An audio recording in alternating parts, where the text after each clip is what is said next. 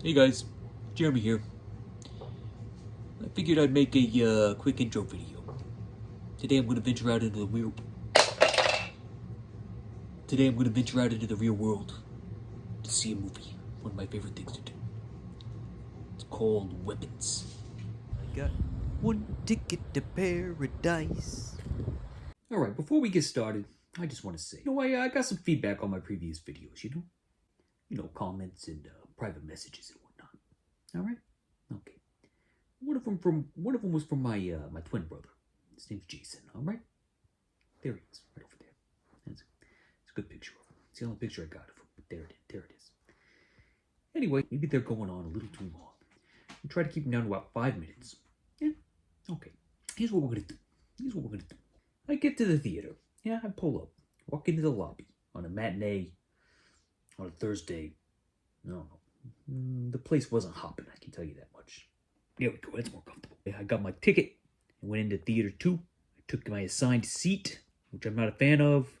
I don't know why they do this nowadays when there's only 7 people going to see the movie. Apparently, you got to sit in the assigned seat. I don't know what would happen if I just got up. What would happen if I just got up? Somebody smells maybe who sits next to me, and I chose a seat that wasn't surrounded by people, and then somebody comes in before the movie starts, and they've selected a seat next to mine, which is what happened this time. Luckily, they weren't too bad. I don't know why they weren't in school, actually. They seemed like they were. Should have been in school. 2 girls that probably should have been in school. And then there was some the old folks' home was in a row ahead of me. One of them was breathing pretty loud. I don't know if he has a respiratory problem. I don't know. And in the back seemed to be some younger college-age men. The men. And then I think there was another guy up front. And that's about all that was in there. Yeah, okay. So the movie doesn't start. Trivia.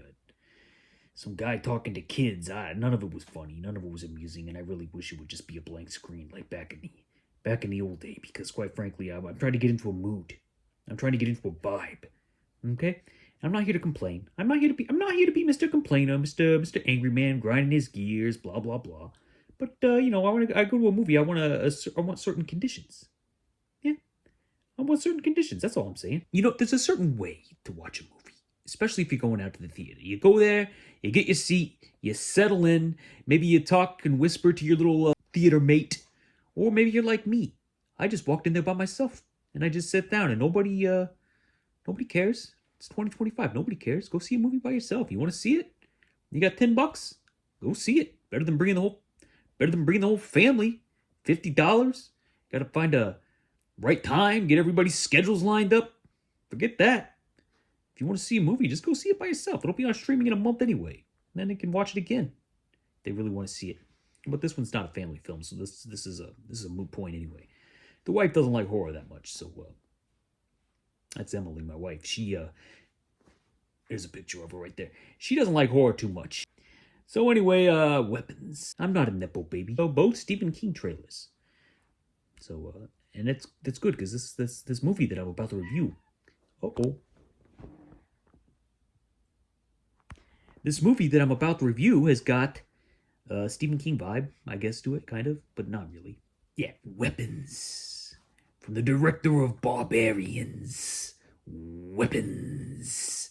I didn't know anything about this. Here's what I knew. I knew what was in the trailer, and I knew what was on the tagline of the poster. And here's what it is. I'm going to read it to you right now.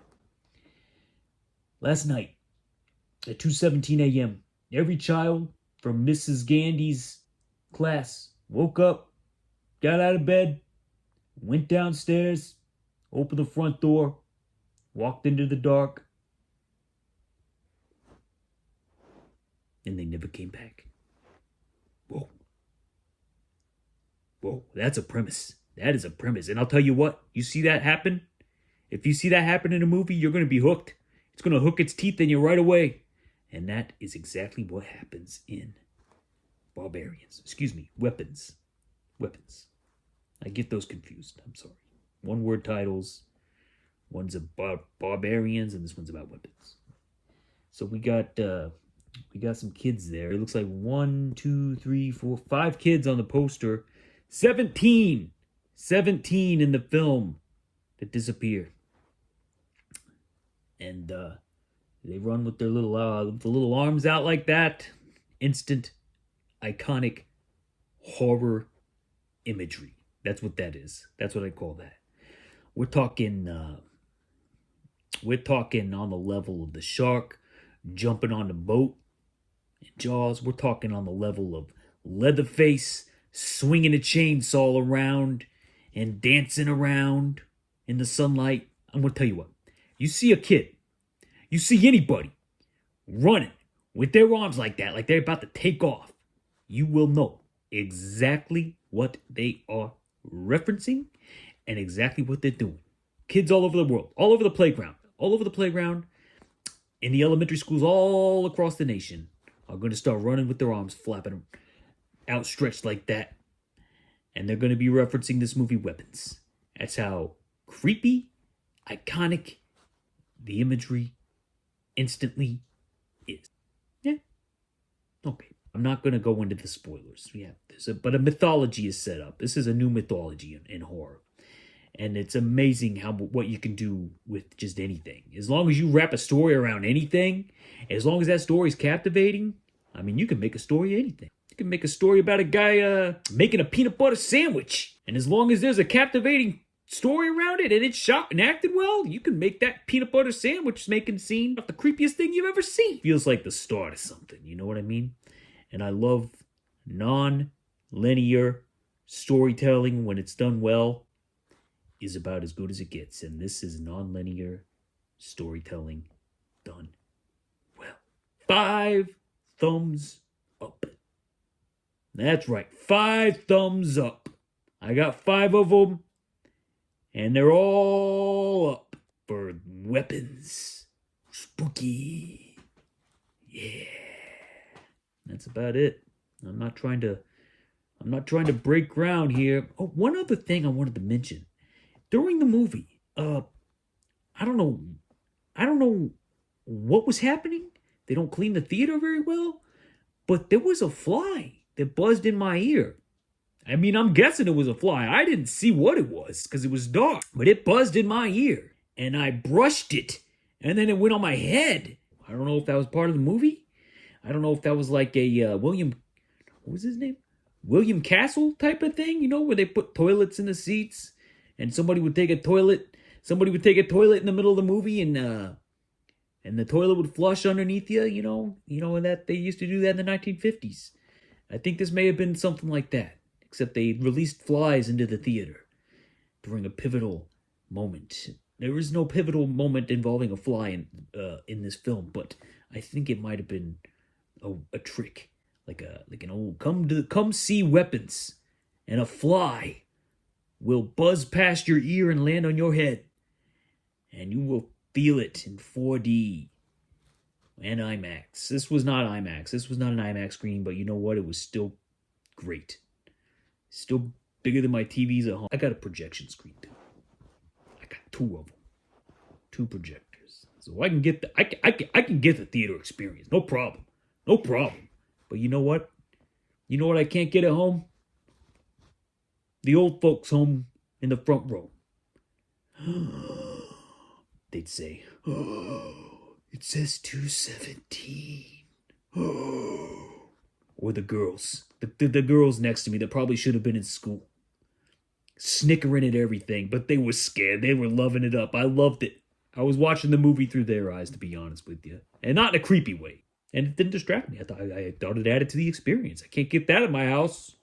Well, I could, but nobody wants to watch movies with me. Weapons, 5 thumbs up. Another thing that I was criticized for last week, they said I went on too many tangents. So if you catch me running off at the mouth, you let me know. You just let me know in the comments below if I'm running off at the mouth too much. And speaking of mouths, I was a little boy. I used to go to the video store, and there was always this poster. I think it was called, for a movie, the poster was a mouth, I think, and it was like a yellow background, and it was a mouth. I think it was called, I'm going to have to look this up, I'll put it right next to me there. I think it was called Raoul's Mouth.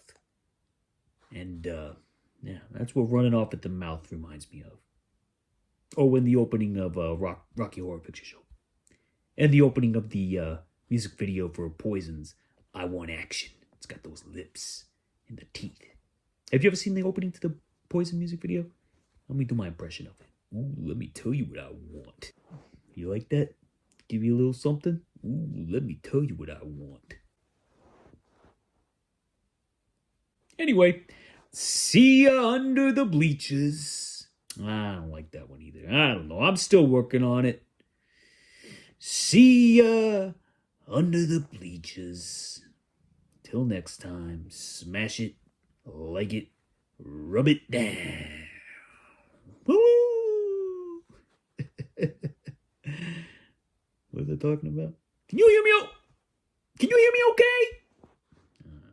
Smash it, subscribe, like it, comment, eat it, do all the things.